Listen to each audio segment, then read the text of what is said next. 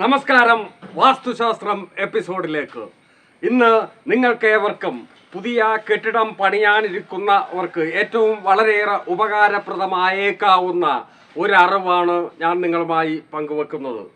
നമുക്കറിയാമല്ലോ, വാസ്തുശാസ്ത്രപരമായി ഈ ചുറ്റളവിന് മൊത്തത്തിൽ കെട്ടിടത്തിന് ഒരു കോലങ്കുലം ഏറ്റവും നല്ല ചുറ്റളവ് ഉണ്ടാകുമല്ലോ. ആ ചുറ്റളവ് ആ ദിശക്കനുയോജ്യമായി എടുത്താൽ മാത്രം പോരാ. വീടിന് ഒരു വീതിയും നീളവും ഉണ്ടല്ലോ. അത് വാസ്തുശാസ്ത്രപരമായി പറഞ്ഞിരിക്കുന്ന നിയമങ്ങൾക്കനുസൃതമായി ഇത്ര നീളം ഇത്ര വീതി എന്നുണ്ട്. അത് 4 തരത്തിൽ തരം തിരിച്ചിരിക്കുന്നു. നമ്മൾ ഒരു കെട്ടിടത്തിൻ്റെ വീതിയും നീളവും ഒക്കെ തീരുമാനിക്കപ്പെടുന്നത് അവിടുത്തെ പുരയിടത്തിൻ്റെ ആ കിടപ്പ് വിസ്തൃതിക്ക് അനുസൃതമായിരിക്കും നമ്മൾ വീതിയും നീളവും തീരുമാനിക്കപ്പെടുക.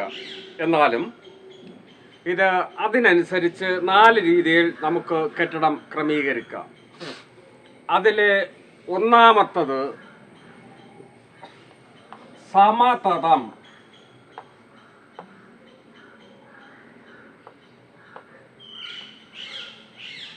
സമചതുരം. സമതലം എന്ന വാസ്തുവിൽ പറയുക സമചതുരമായിട്ട്, അതായത് 4 ചുറ്റും ഒരേ നീളം. കെട്ടിടത്തിൻ്റെ മൊത്തം ചുറ്റളവ് എത്ര കോലങ്കുലമായിരുന്നാലും വാസ്തുശാസ്ത്രപരമായി തീരുമാനിക്കപ്പെട്ടിട്ടുള്ള ഈ ചുറ്റളവിനെ കൃത്യം 4ആയിട്ട് ഭാഗിക്കുക. തീർന്നു, പണി തീർന്നു. അതാണ് ഒരു രീതി. സമചതുരത്തിലും വീട് വെക്കാം. എനർജി വീടിനകത്തേക്ക് ക്രിയേറ്റ് ചെയ്യപ്പെട്ടു വരും. അടുത്ത് രണ്ടാമതൊരു മാർഗമുണ്ട്, പാദാധികം എന്ന് പറയും.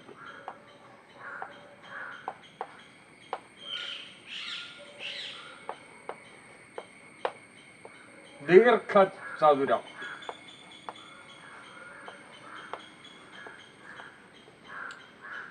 ഇത് നമുക്ക് സമചതുരത്തിൽ അവിടെ വീട് വെക്കാൻ മാർഗമില്ല. ഒരു ദീർഘചതുരത്തിലെ വെക്കാൻ പറ്റുമെങ്കിൽ സ്വീകരിക്കാം പാദാധികം. എന്താണ് പാദാധികം? കെട്ടിടത്തിൻ്റെ മൊത്തം ചുറ്റളവിനെ 4 വശത്തെയും ചുറ്റളവ് എത്രയാണെന്ന് നോക്കുക. അതിനെ 2ആയി ഭാഗിക്കുക.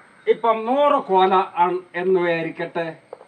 100 കോല് ഞാൻ ഉദാഹരണം പറഞ്ഞതാണ്, കാരണം 100 കോലൊന്നും ഉത്തമമായ ഒരു ചുറ്റളവല്ല. ഇതിനെ 2ആയിട്ട് ഭാഗിക്കുമ്പോൾ 50 എന്ന് കിട്ടും.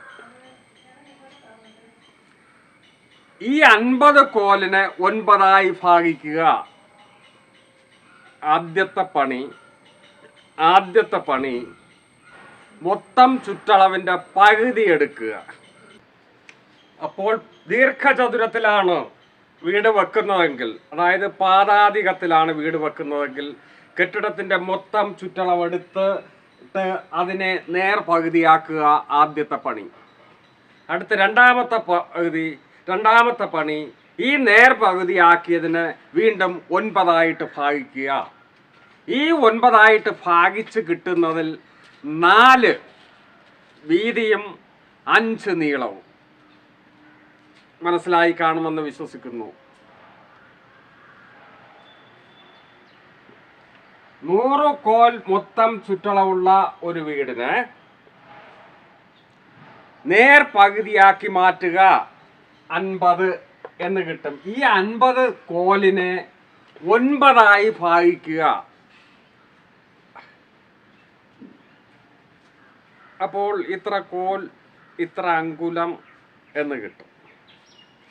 അതിൽ 9 ഭാഗത്തിൽ 5 ഭാഗം നീളവും 4 ഭാഗം വീതിയുമായി നമുക്ക് ക്രമീകരിക്കാം.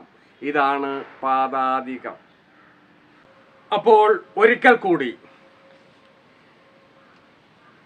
പാദാധികം എന്ന് പറഞ്ഞാൽ മൊത്തം ചുറ്റളവെടുക്കുക, അത് പകുതിയാക്കുക, അതിനുശേഷം ആ പകുതിയെ 9ആക്കി ഭാഗിച്ചതിന് ശേഷം ആ 9ൽ വരുന്ന 4 വീതിയും 5 നീളവും.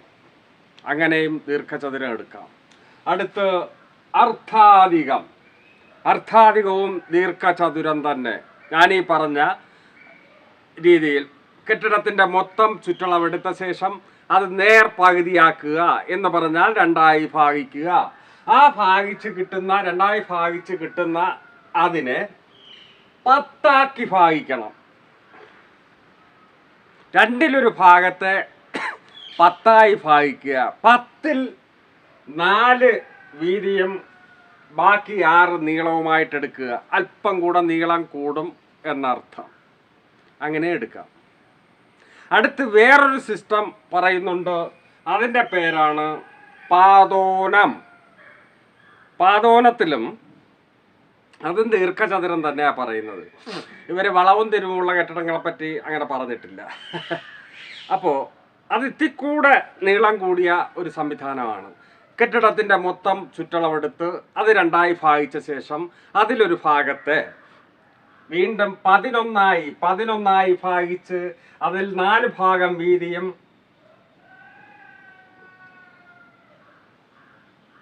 ബാക്കി 7 ഭാഗം നീളവുമായി വരുന്ന ഒരു സംവിധാനമാണ് പാദോനം. അപ്പോൾ സമതലം, പാദാധികം, അർത്ഥാധികം, പാദോനം എന്നീ 4 സംവിധാനത്തിലൂടെയും വാസ്തുശാസ്ത്രത്തിൻ്റെ ചുറ്റളവിനനുസരിച്ച് കെട്ടിടത്തിൻ്റെ നീളവും വീതിയും ക്രമീകരിക്കുന്ന ഒരു സംവിധാനമാണ്. അങ്ങനെയാണ് ചെയ്തു വരുന്നത്. ഈ അറിവ് നിങ്ങൾക്ക് പ്രയോജനപ്പെട്ടെങ്കിൽ ലൈക്ക് ചെയ്യുകയും ഷെയർ ചെയ്യുകയും ചെയ്യുക. നന്ദി.